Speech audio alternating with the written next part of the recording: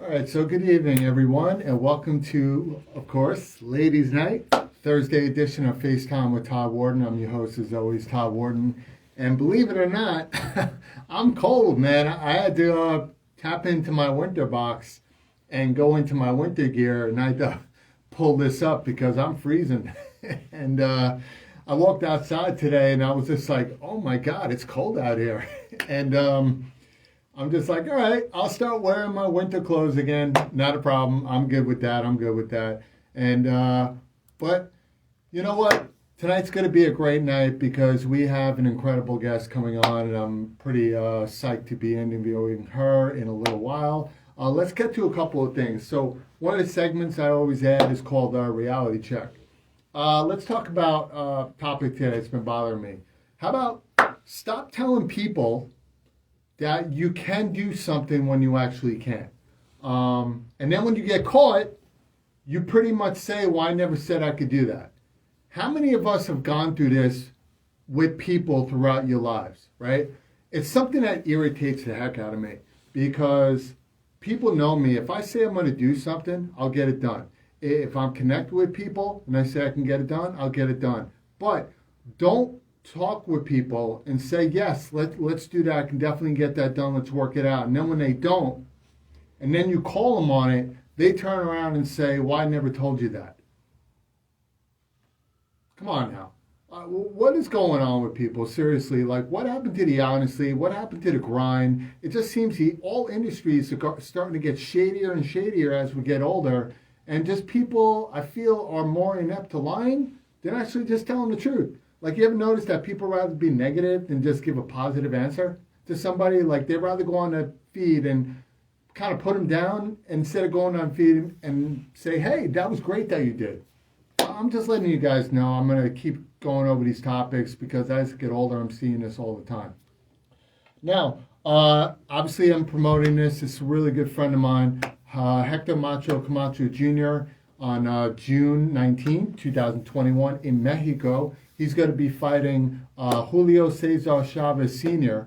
in a celebrity match. It's going to be two great legends going at it. And then the undercard is MMA fighter Anderson Silva versus Cesar's son, which are going to be fighting as well. So that's going to be on pay-per-view June 19th. Go check that out. Go get your subscriptions. It's going to be a great fight. And then I'm going to have a beer with Hector once he comes back to New York. Whether he wins or loses, it's an amazing fight. Now, our guest coming on tonight, I did some research on her, and she does more jobs than me. And we're going to chop it up. But check out this little clip I pulled, and then I'm going to bring her in as we're watching. Hang on. Clarence, this is my wife, Betty. Betty, this is one of my insurance associates. Very nice to meet you, Clarence. I've heard a lot of nice things about It's a pleasure. You got a beautiful place here. you. Thank you. The shop is all right. The insurance business is a really good way to earn a living. What is that? With 50 Cent. Yeah. Well, I should get out of here, but it smells so good. Hey, man, just a steak for dinner. Yeah, steak. Make us a plate. Come on, Clarence, let's talk. Yeah, Clarence, let's talk. Where's my food, Clarence? Hey, what's going on, Kat? How are Hey, you. Hey. How's your Wi-Fi? I'm good. I'm good. There it is. I There don't know. it Can is. you see me? You I be can the see judge. you. I can see you. I can hear you. And I'm so happy to have you on. First of all, Kathleen, thank you for being on FaceTime with Todd Wharton. I appreciate you. Thank you All for right. asking me. We go so far back, it was hard to say no. How far back? Definitely, How far definitely. back was that again? Beyond Yeah. years. Like Beyond years. wait. So far back. It's hard to even Back in the remember. How did we meet back in again? the kindergarten. I can't even remember Yeah, it how we was like met. it was in kindergarten. And Kindergarten. I was in the sandbox and I saw you on the swings and I'm just like, And you were trying to that kick it even conversation. back then. I was always trying to kick it. I keep telling people when I was a baby, I used to bring girls back to my crib when I was 2 years old. And we had a really good time, but then this one girl stole my sandbox and I've never been the same ever since. So You know, I'm the shoulder that you yeah, needed to lean on back then. exactly. I don't understand. Women take my sandbox. I'm trying to get my rib back. Like I don't win. I just don't win ever. It's just the But way it is. but you're winning now. Oh yeah, yeah. Yeah, Everything yeah, is yeah. And very I got clean. my turtleneck on too. It was like 2 degrees outside today. What happened? Yeah, yeah. I went outside to go to the gym, and I'm wearing shorts. And you ever see a white guy just get all goosebumps? No, because white people don't get cold, I thought. Oh no, I love the winter, but when you go outside thinking in your mind that it's warm, and Yeah, that wind just smacks you right in the legs, it looked like I got chicken pox all over again. So I'm like, yeah, I'm going back inside. Grab some yeah. Well, beds. I don't do the cold, so I definitely had to pull out the Uggs and the turtleneck today. Yeah, I do. I'll be honest with you. I love winter clothing better than spring clothing. I like spring, but there's something about pants and sweaters and suits and everything. It just makes me feel better. I don't know about everybody else, but I'm that's the with way you. I. Yeah, my two Yeah. favorite times a year are fall and spring. I'm a spring baby, so I like spring, but I really like fall too because I love pulling out. My favorite thing to wear, actually, Yeah. ever, are Uggs. I could wear Uggs 365 days. It's the greatest invention ever to me. So when it's Oh, too hot, I can't pull out my Uggs. And I've got to walk in an air-conditioned building and I'm freezing, but it's 90 outside, so you look crazy if you put Uggs on. So, yeah. yeah. I've never been able to put Uggs on because God has blessed me with big feet, so I have to go Oh, to they don't certain make your stores. size. Oh, okay. Every time I go to get shoes, I'm like, hey, do you guys have 14s? Like the guys are like, no, and the women are like, hey, now, and then they'll walk over and they'll start talking to me. But it's like, Size all 14. right, How all right, tall? all How right. tall are you? I'm only 6'2". 14 and 6'2". Okay. Yeah, I don't know what it's all about. I mean, maybe I was a mistake. My brother used to tell me I wasn't supposed to be born. Like, my father just, hey, accidentally. But hey, it is what it is. By the way, I didn't realize we had one of my closest friends, DJ Diamond the artist and Red Bottom. When they heard I was interviewing you, DJ Diamond called me up. He's like, "Yo, that's my girl." It's like, "Yo, you Yeah. guys should have a fun time." Like that's one of the hardest working women in show business right now. I put And it in, Todd. I don't know. I put it in. I do. I'm a hard worker. But yeah, I love them. I love them. We did the Biden and Kamala Harris inauguration special together, and Red Bottom is just everything. I told DJ, so you're a lucky man. Take good care of my sister over there. yeah, I was just with them at Red Bottom's birthday in Hmm. Brooklyn, and it was the first time I met her in person because I interviewed her weeks ago. She has such an amazing heart. She's so sweet, Yeah. and her man Diamond is literally like a brother to me. I literally just spoke to him before we got on the interview. But you brought up something. I read your article on the Daily News with Biden. Um, Tell me about that behind it because I read this whole thing and I don't know if you know, I said it a lot. I've been known to be seen a lot with Ben Crump. Hmm. And I'm working with Keon Harold right now on his case where the kid got racially profiled for stealing a cell phone. I have something big we're working on right now with him with the big corporation next week. But I read your article. Tell me, honestly, the inspiration behind why you wrote this article and the letter to Joe Biden as well. I thought it was really interesting. Thank you, thank you. So that was back. I wrote that back in November, right before November, back in I guess September, October, and of course that's when we were all scared to death about this election, and we weren't sure which way it was going to go. And I don't always get super politically involved, but in this case, I just felt like, um, listen, everybody has their talent. Mine is storytelling, and I'm a great writer. I love to write, and I love to tell Mhm. stories through my gift of writing. And I felt somewhat helpless, and I just felt like, how can I do something? How can I help? I was already helping with the Biden campaign a little bit with the Women for Biden, Mhm. but I just felt like my story needed to be told because I never really told it before. And Yeah. yeah, and I wanted to get it out. And I felt like if it could, listen, Joe Biden touched me in a way that I can't really, it's hard to put into words. And it wasn't one of those things where it was like, all right, kid, I'm going to help you out. And when you get someplace, no, it wasn't that at all. I don't even think he really understood the impact that he made on my life. And I was young and busy building my career, so I didn't have time to go back. I never leaned on him and used it for my advantage or anything like that. Right. Knowing him, I don't even know how much I even put it on my resume. as I was climbing the ladder in television. So it wasn't one of those things where he helped me and now I just keep leaning, asking him for help. It wasn't that at all. It was, this man really made an impact in my life without even really knowing it. And it was a simple act of kindness, just asking me to come work with him and teaching me, mentoring me, teaching me little things along the way. It's just the person he is naturally. But I learned so much from it. And I also have given back because of it, because I always felt like what he showed me was it doesn't matter how high you climb, how big you get, you always can take time to bring someone up with you or teach somebody something. And don't ever take for granted that people don't need your help just because they don't ask for help. Most people need help and they don't always know how to ask for help. But to whom much is given, much is expected. So when you get to a certain level, you owe it to those who are trying to climb their way up to tap them and say, hey, let me help you. Let me teach you what I know. Let me introduce you to somebody. How can I help you build your business or your platform or whatever? I think we owe that to one another, because then that's the way that you pay it forward. So that's why I wrote it. I just wanted him to know that I really, really appreciated it, and that working for him made such an impact on my life. So I wanted to tell other women and other people of color and people who are on the fence that this man has been doing this kind of work. It didn't start with him just tapping Kamala. I was Kamala 20 years ago when he tapped me and said, hey, come work for me. Was I the most qualified? I was qualified, but did I even know that I was qualified? I didn't. Had he not tapped me, I wouldn't even have known the opportunity, that was there. And I love everything that he's saying right now. And I wanted to ask you something especially about being a journalist, right?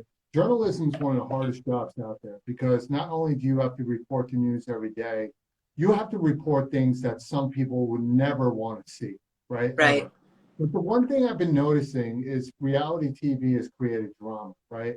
And we understand that being a president is probably one of the most psychotic jobs to even want to get into, because people don't realize there has to be a little something about you, psychotic, that wants you become president, where it's like, hey, I'm responsible for billions of lives, right? I have the power to press a button and I can take away 300,000 people like that. Now, what I don't like is, and I don't know if you're seeing it, Joe Biden is a really good guy. Like, I've read a lot of his a lot of his writings. I read your thing as well. I've gotten to know him over the years. But what I don't like is that people look for anything that they can find bad about somebody. I have skeletons, right? I have my 8 Mile. I'm one of those people where if you put me on a debate, I will throw you to 8 Mile so you got nothing to say about me. I'll be like, yeah, I cheated on one of my girls when I was 17 years old. I had bad credit. No, say it isn't so. Oh my Yeah. God! Like, what? Tell us more. Tell us more. What other skeletons are there?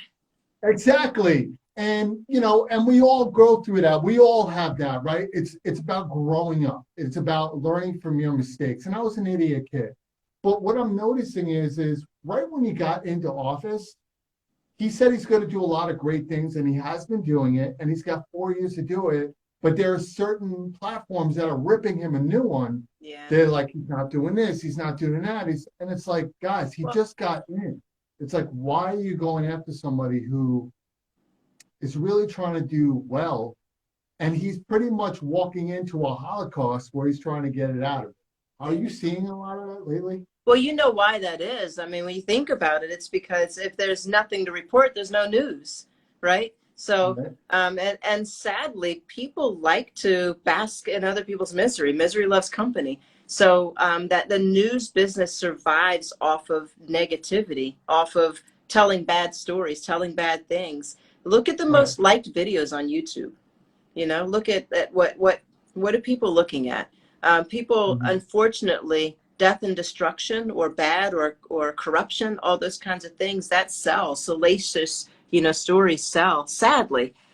People they did an experiment a couple of times back in the day when I used to still be in the news business, where they tried some newscasts that were just all good news, and they didn't go very far. And then they tried even some of the newscasts I was on, like here in New York, Fox 5 and Channel 9. They tried having a segment called Good News.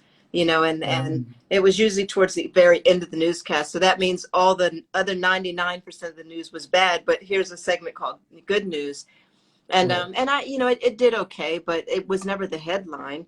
The fact that if you talk about cheating on your girlfriend at 17 and she comes back to, ask you about it, that's going to do really well. But if you talk about how you're doing amazing things and you're feeding the homeless and you're, suddenly you're this great guy who's following the book, probably nobody really wants to listen to it. And that's the sad thing. So, Biden, the interesting thing about him is he's been in politics since he was, I believe, 27 years old. He's been there for a long time. He's used to this. His feelings aren't going to get hurt. He's a genuinely good guy. But you can find bad in everybody. But genuinely, he's a pretty good guy. He has been the head of the Foreign Relations Commission for many, many years. Passed legislation, the Violence Against Women Act, the crime bill. There are good things that he's done. But then, with that crime bill, there was a lot of bad. A lot of black people got locked up. A lot of black men got locked up. Now, was that his intention? No. If you were around back then, crime was at an all-time high, and everyone was begging the government step in and do something. And they tried, with this crime bill, but unfortunately, it took things in the opposite direction. A lot of people got locked up over it. So they're always going to find the bad in everything. Yeah. Well, talking about you, I love how you're well educated and you're very well versed when you speak. And I'm an HBCU baby. I went to Delaware State University. It's funny. It's never been more popular, to go into an HBCU. I remember people used to say, like, where'd you go to college? And they would be like, where was that? Where? Someone else. Oh, I went to Columbia University. I went to, the Cornell. I went to Yale. But people from HBCUs, it wasn't exactly bragging ability. But now, Howard has less than an 8% success rate. Spelman likewise. Everyone is finally realizing the power and the beauty of being able to go to a historically black college or university. It's amazing. It's not that it's better than anything else or worse than anything else, but it's about time that we realize that it's okay, to support your own. Yeah, and I'll be honest with you, you're actually a real, true epitome story of work hard for what you want. Because you started out, one of the reasons why you wrote the Biden is that you were a foster child. Yeah. And, growing up in that, I can't imagine. And I hate when people say, oh, I know how you feel. It's like, no, you don't. Right. Don't say that. So, but you came from that, but you grown into such a successful, beautiful woman, intelligent, and then based on what people have told me and what I read, you really are. They should do a docu-movie about you on Netflix. Because I would love to watch something like that. Well, thank you. Yeah, of course. So growing up, how did you get through those times? And what were you thinking about during that time that made you push forward constantly?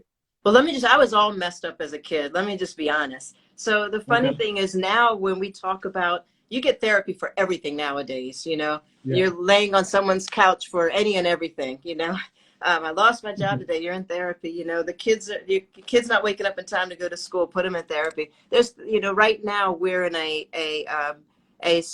hyper aware existence in society where we realize the need to get help for things. But when I was growing up, we didn't even talk about any problems, nothing. And the fact that I was an orphan. I was left at an orphanage when I was a baby, and I was adopted before my second birthday. But by the time I was adopted, my parents that adopted me, that was my fifth home that I'd been in, which means like I always think to myself, imagine if I didn't get adopted. I don't know why.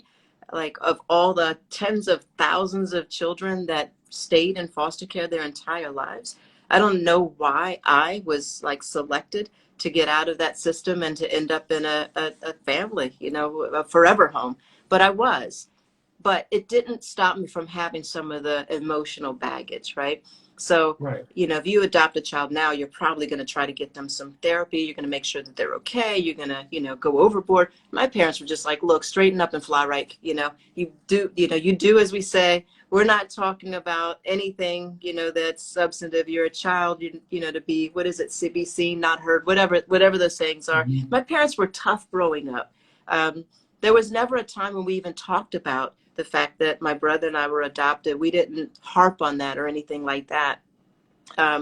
It was like one day, they told us, I was pretty young, maybe 4 or so, and they told us we were adopted, explained what that meant, and that was the end of it. And we really never brought it up again. But inside, I always wondered, like, of all the people that, could not have been wanted in life, why wasn't I wanted? And who are my parents? Mhm. You know what I mean? Was I so bad that no one wanted me? Why didn't they love me? All those things, I didn't know who they were. But I went through those issues. And then as I got older, I think I started suffering a little bit from, might sound a little weird, but almost like a survivor's remorse, because Mhm. I felt like, and to this day, I feel like I've been so blessed, with just opportunity. I didn't grow up with a silver spoon in my mouth. My parents were a military family. We grew up on an Air Force base in Dover, Delaware, a tiny town. Right. So Yep. I wasn't, I went to public school. I went to public college, Delaware State University. I couldn't afford much, but what I really had internally from the time I was really young was a dream of being on TV. And just being allowed to dream, having a foundation so that I could dream of something that I couldn't see myself, but I knew in my spirit it's where I was going to end up in life. And that dream I stayed focused on, and that carried me through my whole life. It kept me out of trouble. And the funny thing is, you talked about how you cheated on your girlfriend. So it's not that I was perfect One growing up. time, one One time. time, I whatever, became a Todd. good No, man no one after ever that. cheats once, first of all. One time. Whatever. Listen, I'm straight Italian. Check it out. I swear to God. One time. Never Ladies, gonna let you live that don't do down. this, girl. I We're don't gonna care if have she's your been on the girl. We're news. gonna find her and have her on this show, and I'm gonna Laura interview the two of Wells. you about Laura Wells, 17. Yes, it's one girl. That's it. I swear. that. But the funny thing is, when I was growing up, I didn't do a whole lot of bad stuff. You know why though? Because I've always felt like I'm gonna be on TV one day, and I don't want anything coming back to haunt me. That was the Right. craziest thing, that I had that intuition or that foresight, but I really did believe that. So I didn't do drugs. I didn't drink. I didn't, but I did have a daughter at 19 years old. So I wasn't clean. Don't get me wrong. I did some bad things, but but I didn't cheat on my boyfriend when I was 19. He might have, didn't. It's gonna keep coming up, man. I'm I just can see messing with you, me Todd. meeting up with you and Diamond. We're gonna be drinking. You'll be like, "So Todd, would you cheat on that girl over there?" I'll be like, "Really, really, Kat? We're gonna have a Really? chick. We're gonna have a chick chat. I'll have you on my show. But no, the having that dream really carried me. And so what I tell kids now, I have a foundation called Trigg House, and I it's wanted to ask you about that. yeah, Yeah. my parents that adopted me were Trigg. So I felt like the most precious thing you can give a foster child is your name and your family, a forever home. So the fact that my parents adopted me and they made me a Trigg, then my give back was, what, one day I'm gonna help foster children, and I'm gonna Mhm. call it Trigg House. So I have my foundation called Trigg House, and I mentor foster kids, and I just try to give them hope. I try to show them that, this isn't rocket science here. This whole success thing in life isn't rocket science. It really starts with just having a dream. I came from an orphanage. I came from foster care just like you, but we can do this. Like, it's almost like I've gotten to the other side now. I want to show them, look, guys, come on, we could all do this. Like, just come, like you can make it. You just have to have a dream and believe that you can. And it's that simple. Just believe it and keep doing Yeah. it until you get there. I love that you're doing that. Now, recently you were sworn in from New York State, appointed as an official advocate for Yeah. foster children. So congratulations Thank on you. that. Yeah, That's I'm pretty a cool. I'm a court appointed special advocate. It's called a CASA for foster kids, and I Mhm. have a young girl that I'm working with right now, and it's just to think of everything that these, I think, Todd, really, I take it really seriously that had I stayed in the system, I mean, again, by the time I was 2, I'd already been in 5 homes. Imagine how many more homes I would have been in. And, these young girls, unfortunately, and boys, are taken advantage of. A lot of Oh times yeah. they end up being shifted from home to home to home. they end up becoming victims of sexual violence, abuse, neglect. And then it just really, a lot of times, just you're messed up in the head when no one believes in you, no one cares about you. So my foundation really helps those once they get out of the system, they turn 21 and it's like, all right, you're 21, you're on your own, kid. Good luck. But like, where's my family? Who do I call when I need something? Yeah, Who really exactly. even cares if I don't make it home at night or if I end up being trafficked, prostituted? A lot of these kids end up raped, abused, neglected, homeless, jobless. The odds are stacked so high, and Yeah. and I could have been one of them very easily. So my goal is to help as many people as I can. I love that. I really love that about you, because if you happen to look me up, the reason why I'm saying I really love that about you, it's genuine coming from me, because I'm a big civil rights, human rights person. I give back a lot. Running New York City's Peace Concert, eventually it's going to be the Humanitarian Award. It's never been done. I'm talking to you right now. I'm going to tell you right now, we have different awards. I honestly would love to give you the first foster care activist award of the year. Wow. That's honest. You can talk Diamond about that. I do a concert every year in Times Square, but we're turning into a 3-day festival to give New York City its official kind of like Grammys concert annually, Wow. especially humanitarians. And it's already in the works. City's already backing it, which is great. But I'm talking to you right now. My heart is pumping because I'm loving what you're doing. I really, really do. I love that you're doing that.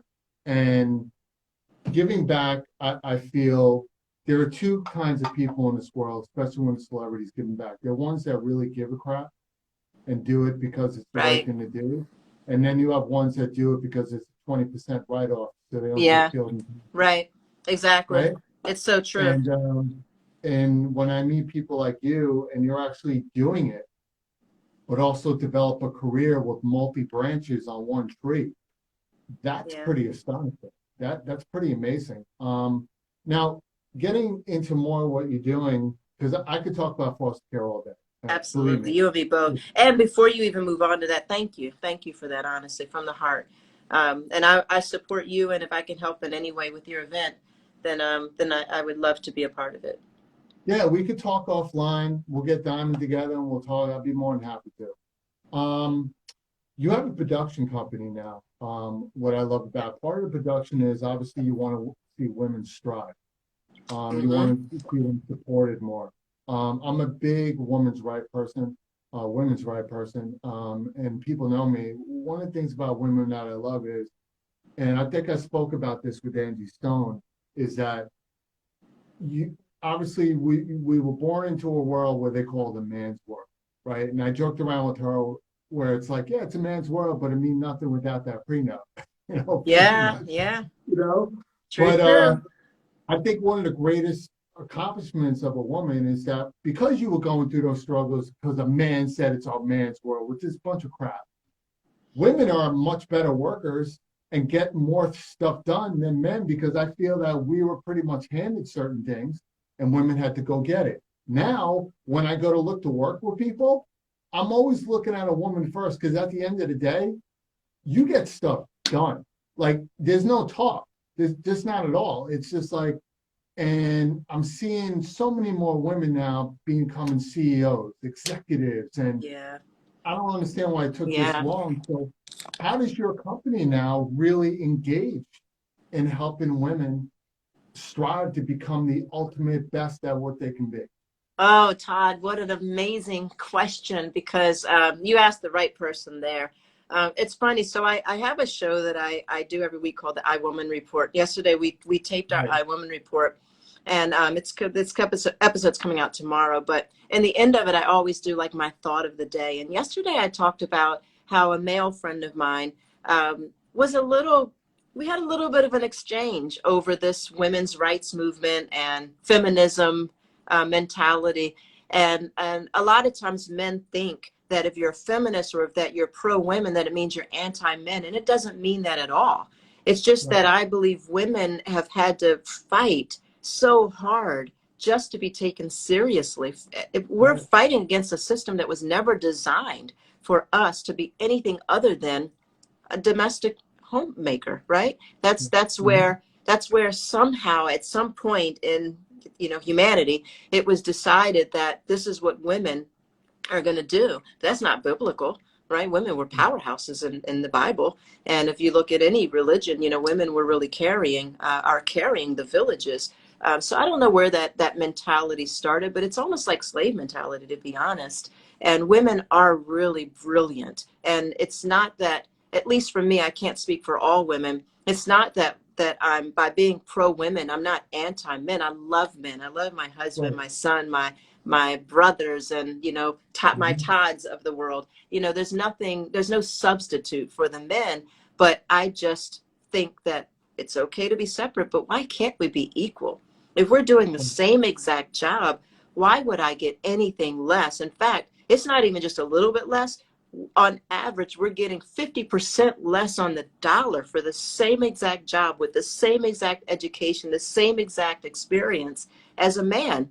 That just shouldn't be the case. I don't want my daughter to go out into this world and think that she's going to work so hard. She has a great mind. She's brilliant. She's worked really hard. But, oh, by the way, you're only going to make 50 cents for every dollar that your male counterpart makes, but work harder than him so that you can make that 50% on the dollar. It's just not right.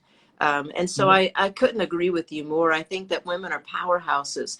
We are the mother of the universe. We are the ones who have given birth to you. And I would dare say that I don't think there's a man on the planet who would want to trade places in the childbearing space. So Heck no. Heck no. No. I'm right. good. I can't even deal with the stomach ache. Or let the alone being monthly space. pregnant. Think about it, all the things that women have to put up with. I mean, it just, and yet still we rise, right? We have to deal with our hormonal changes every month. We have to deal with raising our children, being these empaths, being this emotional being beautiful and nurturing, and also powerhouse and running the household, running our businesses. There's a lot on our shoulders, yet still we rise. We just keep doing this, over and over and over again. So I love women. The platform that I launched, iWoman TV, is a network designed by women, about women, for everyone. It's not just for women, but we're really taking this opportunity to change the trajectory for women by changing the story, changing the narrative, and you can only do that if you put women behind the camera, penning their own stories. Just like I can't really write the male experience through my eyes. I can't. I can write what I think might be the male experience, but it'll look very different from how you've written your experience in life, right? But with women, the majority of the stories in Hollywood have been told through a male lens, male director, male writer, male executive producer, male everything, investors, male-owned network, everything. And we wonder why women have been portrayed and seen and viewed the way that we are. Well, it's because we haven't written our stories. We're just starting to now. On my network, I have, if you go to iWoman.tv, that's my television network that I've launched. But we're carrying amazing content. And one thing that I'm really excited about is this classic women's library. So I've invested in really going and getting a lot of the old films that where women were stars way before their time. Lena Horne, Elizabeth Taylor, Betty White, like their original films. But the interesting thing about it is if you look at the credits list male, director, writer, producer, executive producer, everyone male, star male, and one woman, Betty White, right? And a lot of those old films are controversial because oftentimes women are seen in very submissive, typical, female roles, not necessarily the strong, dominant characters. They're seen as like the sex goddess or the secretary or the, whatever, the love interest of this important male star. But I still wanted to lift up and celebrate these women because God only knows what they went through to get those roles and to survive in such a male-dominated environment in Hollywood back then. And I also just wanted to show that this is the reason that an iWoman TV is needed, because we should never look at the credits and see only men in the credits and have one female star. So we want to change that. Yeah, and I agree with you on a lot of that stuff. And bringing up a couple of points when it came to the salary cap. Something I love that Mark Wahlberg did. He was in a movie with Michelle Williams. It was on the news. Michelle Williams found out that she was making literally half Yeah. of what Mark was making. And Mark didn't even know about that. Mark, if you know Mark, is a really humble dude, right? And when he found out, he purposely told them, cut my salary and give it to her because there's no reason why me and her don't get equal pay. And I love that he did that because Michelle made her own name. Even though she was married to Heath, Michelle was making her name since Dawson's Creek before she even met. Yep. So when she earned that, that kind of pissed me off as a man. Like, what is going on? Like, we're already seeing a lot of racism coming out in Hollywood. Now we're finding that there's gender persecution against women in Hollywood. Like, what is going on around here? And I'm somebody who dedicated my whole entire corporation in my life to my mother. My whole thing was dedicated to her because she was the horse that pushed me to be what I wanted to be. No matter up and down, she was always there for me during my bad and good times. So when I see women being taken advantage of, it pisses me off. Yeah. So that's why I'm glad that you create. I want to see your work on like Netflix. Yeah, it will be. Let me tell you, I have a lot of shows. They're going to be coming out all over the place. But, you know, I spent many years anchoring the news. And I always sat next to a man who I love, all of them. All of my male anchors I learned so much from. But I always sat next to a male anchor who made 5 times more than me every single job. I don't know why that was. Is it because I used to think everything, oh, it's because I'm Black. It's because I'm a female. It's because I went to a Black college instead of a, Columbia. But so did they. Right. So we don't even know where they went to college, if they even went to college in some cases. You never even know. But it didn't matter because they were a man and they were considered like this serious news person. Well, why wasn't I? I have an Emmy. It didn't necessarily mean that I made the same amount as any man that was sitting next to me, though. And so I think that's just not fair. And so I appreciate Mark for doing that. It's funny. I was going to ask you, one of the things I like to ask Ben is who your shero is. And I think you just probably answered that. Who is your shero? My mother? Yeah. Yeah. A lot of women are my shero, to be honest with you. Through the years, ex-girlfriends, girlfriends, friends. I'm not going to say what I was going to say. You could say it. That's okay. No, I'm not going to. I'm not bringing her up. No. I know what you're about to bring up. You know what it is? I was raised with the 2 ears, 1 mouth theory. That if you listen more and speak less, you learn a lot more. And one of the greatest things I've learned over the years was learning for women. We may not agree all the time, but a lot of times I've learned a lot of great things from women, and not just in the kitchen, as the cliche says, but how to treat people, just to live life a lot of times, be happy. A lot of times don't be afraid about who you are. There's a lot of great things that women bring to the table that I learn from every day. And if you stop being a student, how are you supposed to be a teacher? And I can't get enough of women. Now, what I do want to ask you is, honestly, you have so many things going on and you're really doing well at every one of them. Your husband must be one of the most amazing men because of the strength that you have growing up. When you chose to marry this gentleman, he must have been everything you were looking for and more. How do you handle your personal life, not personal, but your family and dealing with your businesses at the same time? Is there a lot of support there in the home as well? It's funny. We're both entrepreneurs. So I don't know anyone listening that's married to an entrepreneur knows it's like, I think it's probably hard to be an entrepreneur and married to someone who's not an entrepreneur. But when you're both entrepreneurs, it has its challenges as well. But I think different challenges you at least understand. So we've been married 21 years. So it's been a long time. It's been a long time. And he has his career. He's a plastic surgeon, and he has offices in 9 states. He's actually in Los Angeles right now at his office out there. So he is really, really busy. And if I were not equally busy, I don't know that it would work. Likewise, if I were super busy and he wasn't busy, it probably wouldn't work. But the fact that we're both really driven, we're very, Mhm. very different though.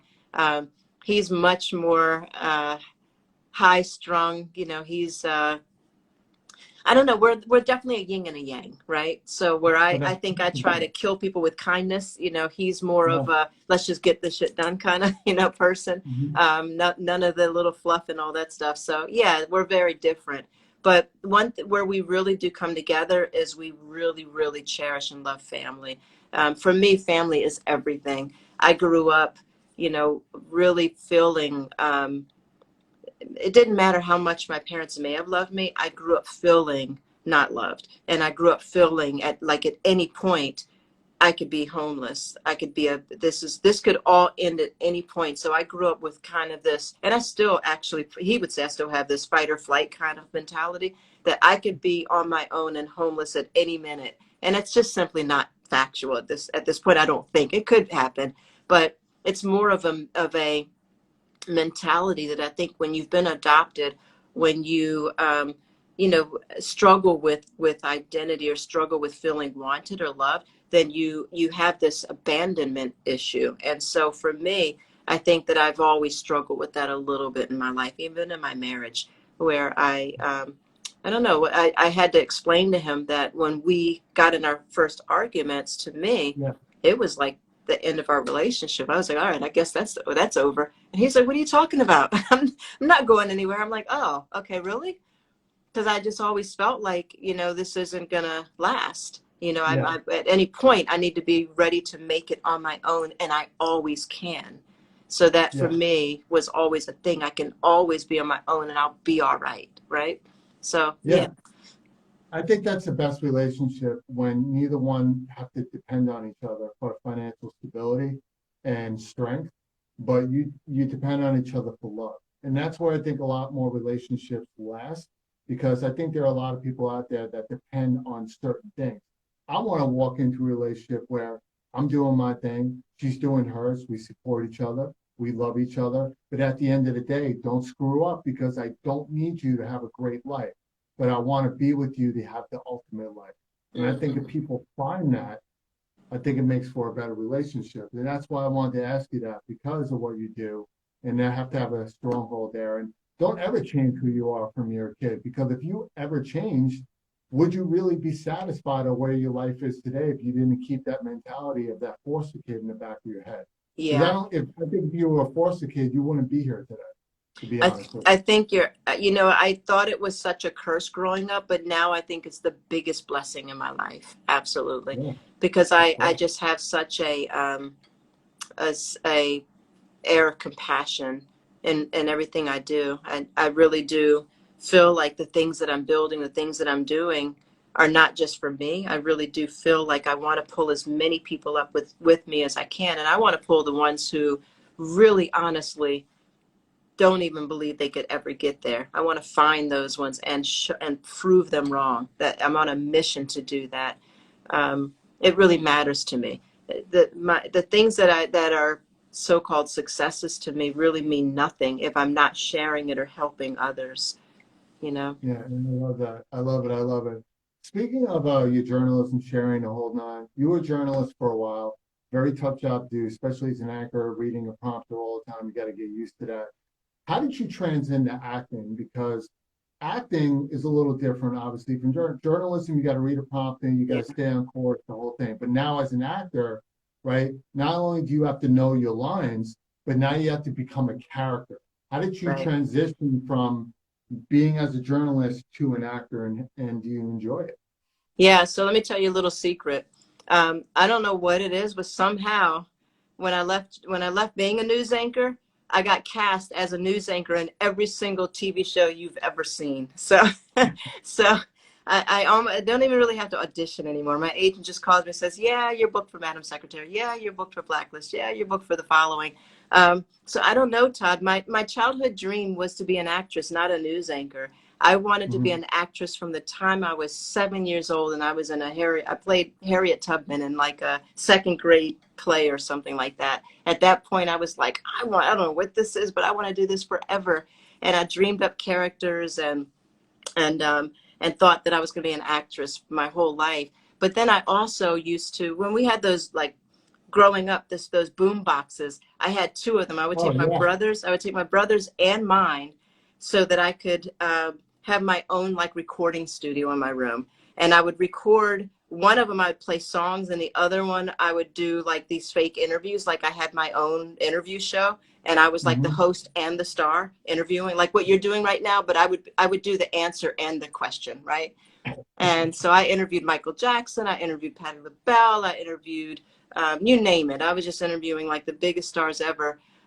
So I somehow from a very young age, I knew that I had this gift of doing interviews, but I also really wanted to be an actress, and I wanted to be on TV.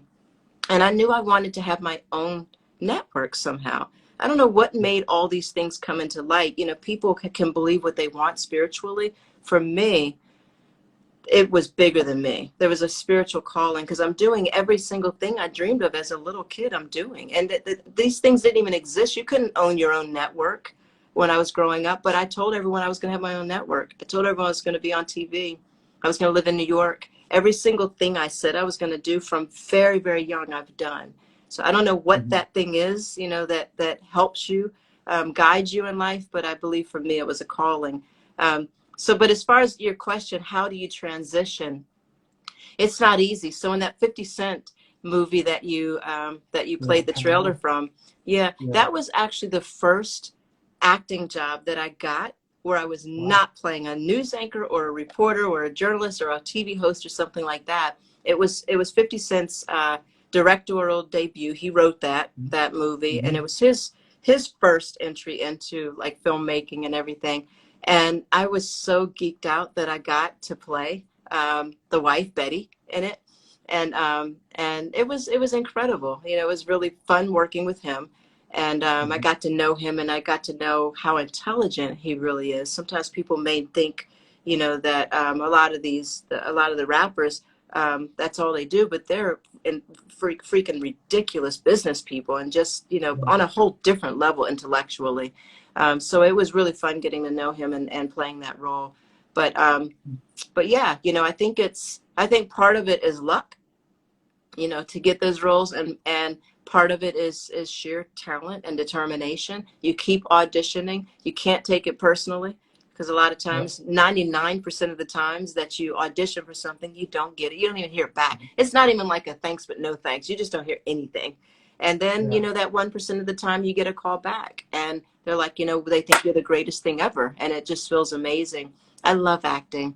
For me, I think the greatest thing about it is that I'm at a place in my life where I don't need it. So I never had to struggle as an actress. I was always I got news anchor jobs right out of college. So I always had a paycheck coming in, and a good paycheck, which made it easier to spend time on my craft of acting. I could do acting classes. My girl, I don't know if she's watching, but Tracy Moore, the Spirited Actor, she's one of my best friends, but she's an amazing acting coach, and I've done some work with her. And then you just, you know, I think it's really believing that you can, and diving into that character. I coach people now. I coach people in acting. I coach people in hosting. Asking questions, how to be on camera and do what you do. Yeah, and I love that you consult and give back with business, digital marketing, social media. Amazing that you're giving back in so many fields. As I'm talking to you, I'm sitting here and I'm like, yeah, it's like this crazy motto that just popped in my head. That would be a tagline for you, like, stop hesitating and just pull the trigger. Ah, trigger. I got you. I like that. If my team is listening, write that one down. Yeah, that's a good one. I mean, I'm a marketing guy, and I always tell people about my brother, because I'm proud of him. He's one of the CEOs for Logitech, and I just love marketing, social media, and digital marketing. And I'm listening to you. I'm like, damn, I'm inspired right now, because I like public speaking, but I'm going to steal a lot of the stuff this lady's saying right now. This is awesome. And I'm loving how you're doing it. I'm loving how much stuff. Now, what do you have coming up now for the present? Because obviously I know about your past and your you're present around, and we spoke about most of the stuff that you've done. What do you have coming up that you're working on and we don't know about? Man, we have so much coming up with the iWoman Network. Again, iwoman.tv. Check it out. We're forming partnerships with other badass women around the world. That's what's exciting to me. We have film festivals that we host, and the goal with iWoman TV really is to give distribution to other female content creators who are creating this amazing content that is pushing forth the female experience globally.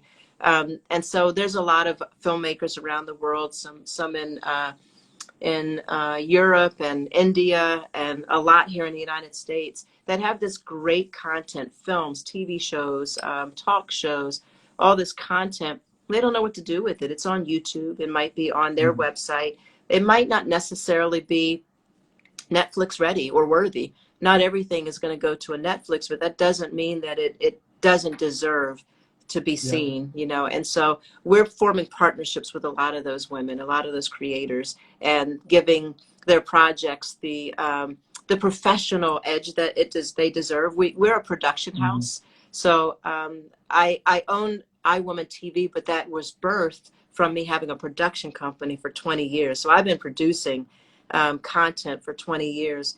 We have 2 studios right in Midtown Manhattan. So when we do your event, that 3-day event, we'll be able to help you with all of that. We do a lot of virtual production and We're talking now. music videos and all of, that was an offer. Yeah, we're going to work together on that. Yeah, I mean, I'm in a small studio now. We're friends, but I'm always looking, Diamond knows, I'm always looking to build partnership, but not just people that know what they're doing. They have to be positive, great people, because he knows me. I don't care if you're Jay-Z, and I respect Jay-Z a lot, but if you're a jerk, stay the heck away from it. I don't want to be around that. Amen to that. Yes. Amen to that. Stay on your side. We don't even want that energy near us.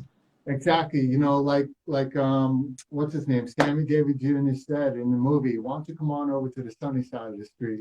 Love Sammy. You know what I'm saying? Well, come to our studios. Listen, I don't know. I'm not that I'm tooting my own horn, but I don't know any other Black female producers that have 2 studios in Midtown Manhattan. We have a podcast studio. We have a green screen studio. We have another studio 3 blocks away where we do some pretty remarkable TV shows and things like that. So our studio is for rent. It's for hire. We're for hire. We can help you produce your show. And what we do is we take a lot of people have great ideas, but they really don't know how to do any more than just a Zoom. It's like I have 2 people, we're going to do this Zoom show, and it looks like a Zoom show. But what we can do is take your idea and turn it into a network-looking show. And you do whatever you want with it after that, but that's going to help you get the eyeballs you deserve. That's going to help you get the sponsors and the investments and maybe get picked up by a network. We could pitch it to the network, or we could put it on the iWoman TV network and help you build up your platform. And we have other networks we've launched as well, a medical channel called MD365 that we're launching. We're forming a partnership with the UN right now, where we'll be the exclusive streaming partner with the United Nations. So that's really exciting. So we're just going. I mean, I feel really, really blessed. Yeah, I think we should talk, because I've had people interested in this, because all this that you see, the promos and everything, that's me. The editing, the directing, the acting. My attitude's always been, if you really want something bad enough, do it yourself. Do it yourself. Until people recognize it. Yeah. We'll talk offline, but I'm loving everything that you're doing. Thank you. I really, really am. I'm so inspired right now. If you guys don't know, we're talking with Cathleen Trigg. You can follow her on Instagram on Cat Trigg, and you can get everything on her website, which is Cathleen.com, which I don't even know how you got that name. That's so cool that you got your own name. I mean, to get a single name domain like that, it took me a long time to get it, but I had to do some negotiating and it cost a little bit to get it, but I got it, and I'm holding on to it, because the thing is, people didn't get into that game of we didn't know. The bottom line is, the reason I also believe you, Todd, me, you have a obligation to give back is because people don't know what they don't know. And if we don't share, these nuggets, these tips, these things that we've learned along the way, then other people, unfortunately have to start from the beginning and make the same mistakes. But we didn't know back in the day that if you bought up all the domains, they would be valuable one day. Well, there's things right now too that, everyone's jumping in on, coins and all this other stuff that a lot of people are just learning about. But if you can get in on things early, then and hold on to it, then it's worth something. That's right. That's right. That's why I'm very finicky when it comes to people I work with. That's why my team's real small, because I want to make sure they know what you're doing. And I always tell people, you don't need to have a monster team to make monster deals and monster successes. As long as everybody knows what they're doing in the ground level and you grow together, you can make something magical. And Absolutely. it's the truth. It's the truth. I could talk to you for hours, just to let you know. I Likewise. really can. I wish I had hours of time, but I don't. But first of all, Kathleen, thank you. Thank you for being on FaceTime with Todd Wharton. I truly appreciate you taking the time out. I appreciate you. And so I guess we'll have coffee, in between my office and yours. Oh, yeah, definitely. I'm going to text you my number on Instagram because I don't have your number right now, just to give it to you. And by the way, thank you to Nakia for setting this up. She's on point. Really nice lady, and I wanted to thank her for that. Nobody ever thanks the managers or anything for putting things together. Nakia is she is amazing. She let me see, hold on one second. I want to give her props real quick. Nakia is my PR person, but I'm all about lifting women up. And she wrote this amazing book called DIY PR, do it yourself PR.